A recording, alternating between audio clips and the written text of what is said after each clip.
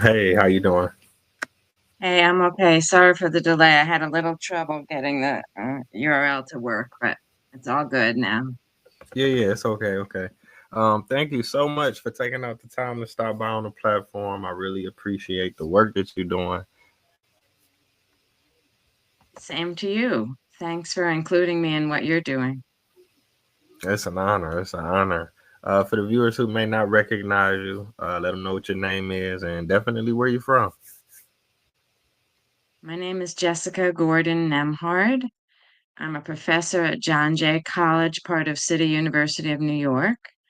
I'm the author of a book called Collective Courage, A History of African American Cooperative Economic Thought and Practice. I was born and raised outside New York City, and I currently move between New York City and Washington, D.C., where I raised my children. Wow. Okay. Now I can ask you, what courses are you teaching? So I teach a course called Community-Based Approaches to Justice, where we look at alternative justice strategies, particularly for community well-being, like cooperatives, community health, community schooling, community control of schools, in addition to what's traditionally in the criminology field of community justice, looking at community courts, community policing, community prosecution, that kind of thing. But we try to broaden, not just looking at what's happening in the legal system, but what communities can do to help self-determine and protect themselves. And then I also teach a course on institutional racism that explores structural racism and institutional racism and solutions. Again, multidisciplinary. So we look not just at legal systems, but education, health systems, economic systems, and try to understand the forces of structural racism and different strategies that either have been successful or can be successful. I also teach a master's level course on community economic development, specifically looking at community-based economic development, community-controlled economic development, and how we can further cooperative solidarity economics at the community level.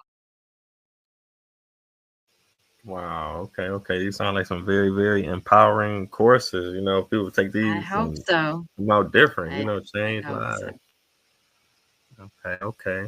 Now I can ask you this: when did you develop this passion for justice and economics and history? Is this something you've always been into, or Yes and no. So I grew up in a family of activists, social activists. My parents were, civil rights activists, women's rights activists. They believed in economic justice. It's things we talked about at the dinner table. They were also anti-war, anti-nuclear use. They were early environmentalists. So I grew up in a household that believed in all the, what do you call that? The intersectionality of all the issues of social and economic justice. And my parents believed in having us children hear them and participate when they talked about these things. They took us with them to the marches and demonstrations. I grew up in the mostly I was young in the 60s and 70s. So there was a lot of things going on, and my parents tried to make sure we were up to date on those things and understood what was happening and why they were taking positions that they took, that kind of thing. So I always had that interest. My passion when I was growing up actually was poetry and literature, and that's what I got my first degree in. But I also double majored in African American studies because I was very interested, and my parents had lots of books in their homes. My father, one of his one of my father's mentors was W.E.B. Du Bois. Alain Locke was a mentor when he was at Howard as an undergrad. So we often talked about the Black intellectuals and the Black leaders. We had their books in our house. So I was always interested in them. In fact, in high school, I used to ask my teachers, why aren't we reading certain things that I had read at home or that my parents had referenced at home? And they were like, oh, that's not mainstream history or whatever. You can read that on your own. But when I went to college, I realized that I could actually study those things officially. So I did double major in literature and African American studies. And then I slowly got more interested in other things. I actually became a journalist briefly, and that's when I really realized that economics was what I needed and wanted to study, because I was trying to cover and talk about economic inequality issues. I was living in Belize in Central America at the time, and I realized I didn't know enough about economics. Every time I either asked questions or looked at how people were discussing poverty and inequality and colonialism and imperialism, they were acting as if they were inevitable, right? As if we had to accept poverty and all the things that we radicals and social justice people tried to change or get enacted. Was always, the economists always said, oh, that's not possible, right? We'll break the bank, or the economy will go under if you do, if everybody has a job, if everybody wasn't poor. And to me, I just couldn't accept that. So I'd always known I wanted to go get a PhD, so I thought, let me go get one in economics, since those were the, questions I had. I was trying to figure out why economics was in the way of justice issues. So I studied political economy specifically because I knew that was a critique of neoclassical economics and capitalism. But even then, I didn't get into co-ops yet. I just got into political economy and trying to understand labor issues and um, the the economics of being subaltern populations in majority European, white European communities. I studied international trade and international development. And then after I got my PhD, I started thinking about community economic development, because I actually got a job with the Black Community Crusade for Children that was being sponsored by the Children's Defense Fund in Washington, D.C. And I was hired to be the economic development analyst. And my job was actually to try to understand what kinds of community based economic development would be child and family friendly, so that when the Children's Defense Fund was arguing and fighting for children's rights and policies to support children's education, discipline, health, etc., that we could think about what could happen at the community level that Black communities could control that would support that. And that's when I started learning about community controlled economic development, cooperatives. Through the cooperative movement, I learned about solidarity economics. And so the last 20 or 30 years, I've really been specializing in cooperative economics, solidarity economics, even as I went away from the nonprofit world and into the academic world. I realized that those were the things that could help me address my original question, right? Why do we have poverty? Why do we have to have poverty? And why aren't there mainstream economic solutions to solve it? And what I found out is that the mainstream, right, is basically capitalists not worried about poverty and well-being for everybody.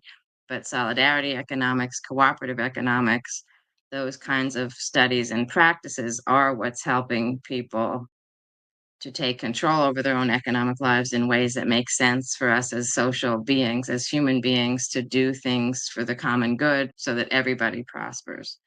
And then I realized that not many economics study that, so we don't always understand those mechanisms and the benefits.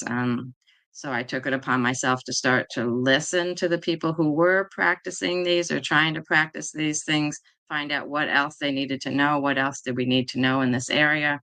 One of the first things I found out was people didn't know very much about the Black co-op movement and Black cooperatives. In fact, whites and Blacks originally told me that Black people didn't cooperate like that, didn't do co-op, didn't have our own co-ops or engage in cooperative economics. And that also didn't make sense to me. So I have a great background in research, so I started researching. And that led me to the book Collective Courage, where I was able to document 300 to 400 years of economic cooperation and actual co-op ownership among African Americans in the U.S. Wow, wow, that's amazing. Now, what exactly is cooperative economics? For the viewers who may not know, I mean, they probably heard the term before, but No, it's a great question. And sorry I took so long to answer the other one, but I didn't know how to answer it any quicker. So, cooperatives are values-based businesses, so they're still business enterprises. Um, they actually have a specific designation in terms of how you incorporate, so they're not an LLC or a investment-owned corporation, which are or a sole proprietor for-profit corporation that most people are familiar with. But cooperatives also exist. Every state has a law for how to incorporate as a cooperative, and and you incorporate based on a set of values and principles that are actually internationally recognized. So there's an international organization called the ICA, International Cooperative Alliance, and they have set out definitions and criteria for what it means to be a co-op, and co-ops create a business model based on those uh, criteria, and then they're recognized. Each state has a way to recognize them as a co-op. They can actually still be a for-profit co-op, but they're not maximizing profits in the way that the capitalists and sole proprietor businesses are. Their main purpose is not to maximize profits. Their main purpose is to create a values-based business that addresses a community need. So examples, credit unions address a community need for access to financial services and affordable capital, affordable loans and things like that. So a credit union is actually owned by the depositors. And technically, if we all did our job as credit union members, we're all supposed to vote on a board of directors that leads the organization, that kind of thing. A food co-op is a co-op owned by the consumers, the people who want access to affordable, healthy food. And then the members technically make the decisions about what kinds of food to offer in the co-op, um, a little bit about pricing, things like that, and also then each have the right to vote on a board of directors who then helps to run the business or hires people to run the business.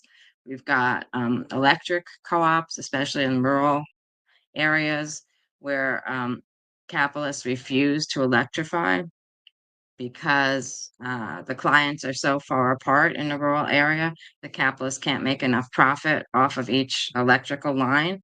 And so, in the 20s and 30s, the US was having trouble electrifying the countryside in the US.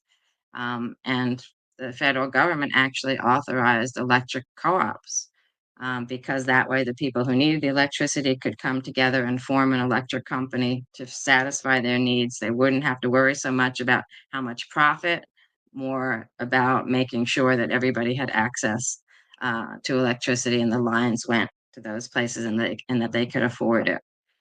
Worker co-ops, my favorite model, are employee-owned co-ops. So the actual workers are the owners, and they either can buy the company from a previous owner or they can start a company from scratch. These are definitely for-profit companies, and they basically do the same thing anybody else does. We have home care worker co-ops, we've got catering worker co-ops, we've got bricklaying, construction co-ops, we've got window making co-ops, sewing co-ops. Basically, any industry, whether it's manufacturing or a service, can be a worker-owned co-op. And again, in this case, the workers own the company. There's no other shareholders or no other shareholders that make decisions about the company. They can have still private, quiet uh, shareholders to help raise money for the company, but the only decision makers are the members, the workers. And worker co-ops, actually, some choose to still vote on a board of directors that then hires a manager, and the manager then hires or manages the workers who are the owners. But a lot of the worker co-ops are what we call self-managed. Every member is on the board, and they agree to how to manage, like by committee and by consensus and things like that. So they're very democratic. which is one of those principles. I think I forgot to mention all the principles about a co-op, but one of them is it has to be democratically run and owned, um, that the capital and profit is subordinate to making sure the co-op is doing what it needs to do and serving its members. That co-ops are member based, so everybody who's an owner of a co-op is considered a member. So it's about being an association and having a relationship with other people, autonomy and independence from other political parties and other entities, giving back to community, concern for communities, another principle, continuous education so that people can run a company democratically. They need to know, right? So transparency, continuous education are also some of those principles.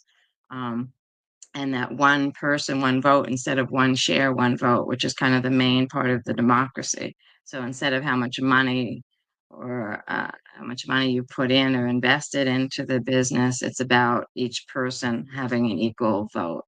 So it's a very democratic way to both run a company and to distribute any what co-ops call it surplus. They don't even call it profit because they're right. They're not profit maximizing. So it's a surplus. Whatever surplus is left over after you've paid all your costs and all that gets equally divided among the members, or the members decide how to divide it and who gets what, often putting money back into the business, but making sure there's some left over in bonuses, discounts, things like that. Also producer co-ops, artists can be producers, and they can have co-ops where they own a business together with other artists. Farmers are producer co-ops, that kind of thing. And then we now have what's called multi-stakeholder co-ops, where producers and workers or consumers and workers all can own the co-op together instead of only being one type. So it's a fascinating, very flexible model based on human values, right? People over profits, democracy, uh, co- solidarity over competition, those kinds of things. And they're viable businesses that still operate, right? That's the other thing about capitalism. They always make it sound like if you're not a capitalist company, you can't survive. And that's not true. We have fabulous examples of big and small co ops that have survived for decades, operating under those principles. And we even saw during the Great Recession, what, 2008 to 10 or whatever, credit unions actually did better. There were many less failures at credit unions. People did better having their money in a credit union, and a lot of people switched over to credit unions at that time. So we know that it's a superior or equal, if not superior model, but the ideology we live under challenges and makes it harder for us to create and sustain co-ops. Wow. Okay. Okay. I appreciate you breaking that down. I mean, it definitely sounds a lot more reasonable than than what we're dealing with. Now, I can ask you this: have you seen a change? I know you gave an example around 2010, but I guess since the pandemic and the changes in technology and AI and social media, have you seen more people interested or even receptive to going into like a cooperative economics? Absolutely. It's been really interesting. In my book, I talk about three prolific periods for Black co-ops. One was the 1880s, another one was the 1930s and 40s, and the last one was 1960s and 70s. But now when I give talks, I also talk about the 2020s being another period of prolific co-ops, especially in the Black co-op movement. There's a lot more Black-owned cooperatives, especially worker co-ops and food co-ops. There's a lot more Black leadership in co-op movement and a lot more Black co-op development organizations.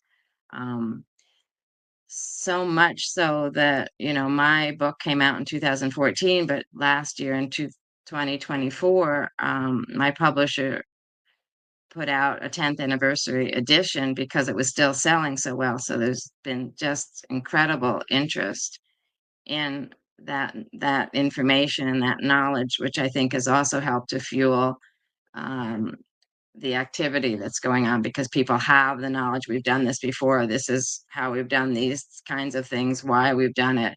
this is the lessons learned, and that apparently has really helped people to think through how we can do it now. In our current period, I'm also crediting the COVID pandemic with getting more, especially Black folks, but more people in general interested in co-ops, especially worker co-ops.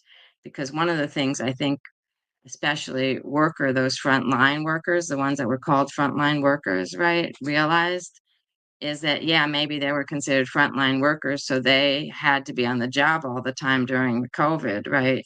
But they weren't treated with the respect or the preference that you would think frontline workers should have, right? So they weren't given um, the option to work remotely like so many other more privileged labor forces were. They weren't even protected health-wise and occupation-wise, right? With occupational safety, they were put in harm's way and not compensated. They could barely take vacations. They still weren't paid decent wages, right? So a lot of people actually started to question, is this the right system? Is this the right structure, right? Not only did we realize we didn't have a real functioning, operating, effective public health system, but we also had a very punitive, extractive, exploitative economic system, and the workers who needed the most protections were getting the least protection, but expecting to put out, to put the most in, right?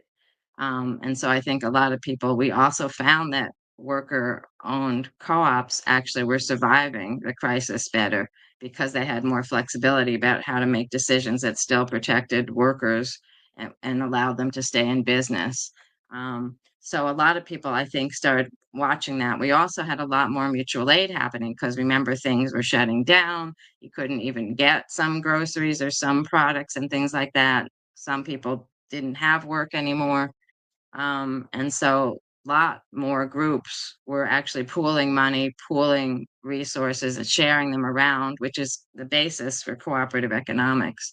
And so people were already practicing what I call everyday acts of economic solidarity, and realizing that it was working and that it was okay to depend on each other, and to pool resources and to work together, and that it can work, it does work. And so realizing that they also could create uh, enterprises, businesses that had those same values and allowed them to treat each other and to do things in that same way, but be a formal business. They realized that makes sense much, and for a lot of people, it made more sense than what they were already doing, or they were more receptive. Also, we have a rise in food co-ops, especially among Black urban communities, and that also reflects, again, that co-ops can be more responsive to needs, right? So food sovereignty needs access to healthy foods, right? Realizing that if, again, they pooled, some people started with buying clubs and then moved into a co-op grocery store, things like that. So there was a lot of kind of informal practices leading to formalization, even though it was harder to get people together and a lot of people had to talk and organize through the digital and virtual means. But it didn't stop us because we were realizing that organizing together, working together, pooling our resources actually was effective and made sense. So a lot of us are calling this the fourth wave of Black cooperativism, and recognizing that sometimes, like in the 1930s, when there was another wave, um, adversity and trying to survive actually helped to create more co-ops, or the need for more co-ops, and people rise to the occasion because as social beings, we realize that we have to help each other to survive, especially when times are bad. But then we also get to like it and see how it works, and so often we continue doing it even if we started it under crisis. We continue doing it because it works, it makes sense, it makes us feel good. Um, and so, as I said, I was able to find a continuous history, even though those 3 periods had the most number of co-ops. There was a continuous history of people using co-ops, engaging in mutual aid and cooperative economics, even sometimes informally and underground. Uh, but there was never a time period in U.S. history when we weren't engaging in solidarity economics, mutual aid, and cooperative ownership. Wow. Okay. Okay. I appreciate you breaking that down. I mean, like I say, that sounds just like a much better life. Just having a food cooperative and a farm cooperative. I wouldn't mind living like that. Now, I wanted to ask you about the book, Collective Courage. What is what in particular inspired you to write it, and how long did it take? Because like you covering so much, history. Took about 15 years before I felt like I was ready to publish it. Even when I published it, I never felt like it was finished. Um, it's sort of a continuing journey, learning and thinking and sharing the information. So it took a long time, a lot of research. I was also a single mother at the time, trying to have a career in academia. So it's not like I worked on it every single day. But it was difficult because a lot of this information is actually hidden, not well documented, not well discussed. So I started the research because as I started to teach myself cooperative economics, go to co-op trainings, go to co-op conferences, I kept asking, where are the Black co-ops? And I also didn't see that many Black people. This would be in the 90s when I was going to some of these conferences and trainings. And so that's where I was not getting satisfactory answers. Most people couldn't answer where the Black co-ops are. Um, a couple of times when there was something happening in the South, I did meet up with the Federation of Southern Cooperative staff people and members of that. So I did find there was one Black regional organization dedicated to Black co-op development and land ownership. So I was able to start talking with those people, but I also had a friend who was in grad school with me who actually had studied W.E.B. Du Bois's economic thought, and his economic thought is cooperative economics also. So he said, start reading Du Bois, and gave me some of Du Bois's work that was about the economic stuff. And so that's when I realized there was a history that I could be looking more for.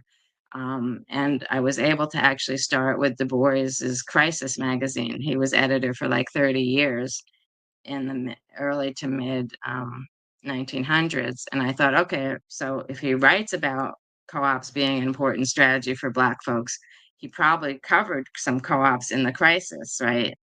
So that was my idea.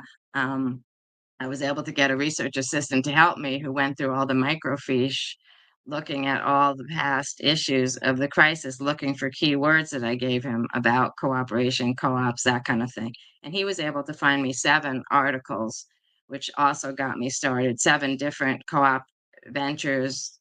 I was able to look up some of the authors of those articles to find out what else they had written about. I was able to look up the co-ops they wrote about.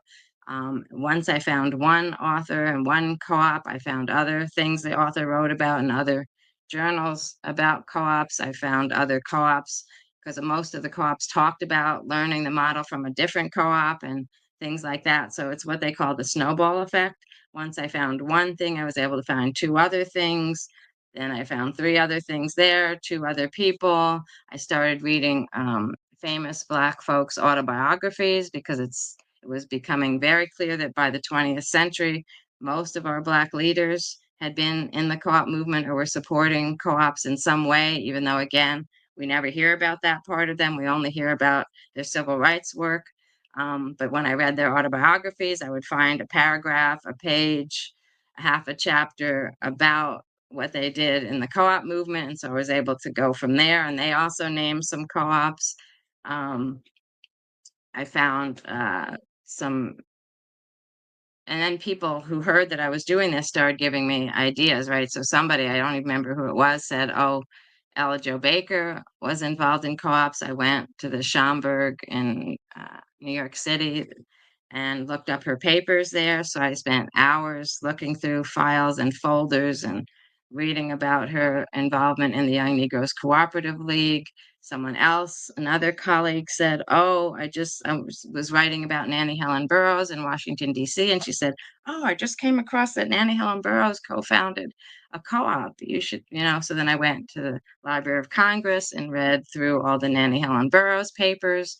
Um, and slowly I was able to. I actually had a lot of people also help me. I had one friend of mine who said, "What can I do to help?" And he was in Jackson, Mississippi at one point, and he was able to go to the Tougaloo and the Jackson State Historical Society to find out some more about Fannie Lou Hamer and her co-op efforts, and copied papers for me so I could read those documents.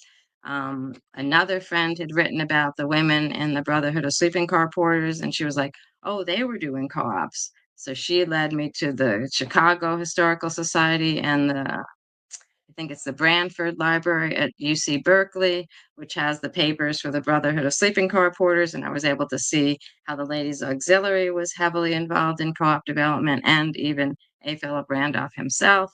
So it was just, hearing a name, hearing one connection, looking into it more deeply, reading journal articles, going through uh, archives. I started interviewing people from the 60s who were involved in co-ops. Uh, I was able, some of the archives also actually gave me, I was able to look at some of the budgets and uh, and economic papers from some of the co-ops, things like that. So I was able to slowly piece all those things together. Then I actually learned that a lot of the co-ops were sabotaged by either white competitors or white supremacist terrorism.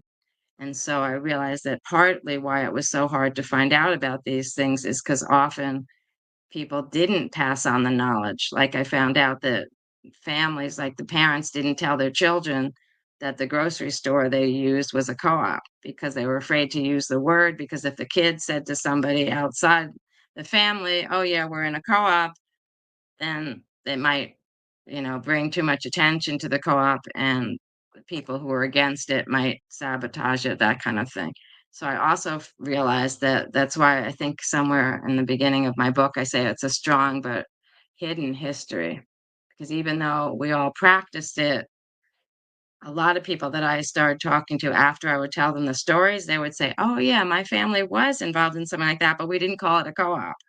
Right. Or I didn't know it was a co-op, right? Even a lot of people don't even know the credit unions are a co-op, right? So that's the next thing, was the language, right? Both the protective language that Black folks talked but didn't talk too much about what they were doing because they couldn't call attention to it. And then just in general, um, some things are just not officially called a co-op or recognized as a co-op, and so you have to really go back into the documents, go back, read about what people are saying, and piece some things together. So it took me a long time, but it was worth it. In fact, when I was publishing the book in 2014, I still found new stuff. And since then, new stuff, I put a little bit of the new stuff in the preface to the new book, but I wasn't actually able to update the 2024 book totally, but at least I was able to give some sense of some of the things that I wished I had known when I published it in 2014. And then I talked a lot about being in the fourth wave, and what I feel have found has been the impact of people having this information. Wow, I take my hat off to you because the information is very empowering. But a lot of times as readers, we get a book is 300 pages, and like you say, you invested 15 years of your life, and you still, adding and updating. So it's so much work and so many things that you had to go through to make that happen. Um, Now we 30 minutes in. I just wanted to ask you one more question. As interesting as That's all of the fine. information is, have you ever considered maybe doing a documentary or documentary series, or even trying to get it in, one of them stories into a film? It's a great question. And I do have a friend in Washington, D.C., who's photographer and has been doing some documentaries. She's actually been trying to raise money for the last 5 years to work with me to do a documentary. Um, so she hasn't been able to do that yet. There have been a couple other, I guess they're documentaries, but they're like training videos. Um, a group called Cooperation Works did one, and I'm one of the featured interviews in there talking about this history. She's got someone talking a little bit about Latinx co-ops also, and just general U.S. co-op history, and they use that for training, for one of their training programs. There's a new documentary that's come out about Black farmers farming while Black, and that one covers a lot about, I think almost all the people they interviewed are in co-ops, farm co-ops, Black people in farm co-ops, and they talk about both how liberating and helpful being in a co-op is, but also how important Black farming is. So there's bits and pieces of the information in documentaries, but we don't have like one documentary that says this is the history of Black co-ops. But we're hopefully we will one day. I am Another way to answer your question is I have been worried since I published that book in 2014 about access. And I was surprised at how many people did feel the book was accessible, even though it is a well-researched and an academic book. But I have been working the last 5 years on a graphic novel version. And with all hope, it will be done at the end of this year and hopefully out by 2026. And that I have a wonderful script writer who helped turn Collective Courage into a 100 and something page graphic script. And then we have a fantastic artist who's been diligently illustrating for us. And we're about, I think, 80 to 90% done. That's why I think we'll be done by the end of the year and we can have it out by next year. So I hope that will reach probably some of the same people I've already reached, but hopefully another whole new audience, and especially young people. Because there are actually a lot of good examples of young people of color engaging in co-op ownership, even while they're in middle school and high school. So those are really also fascinating, uplifting stories.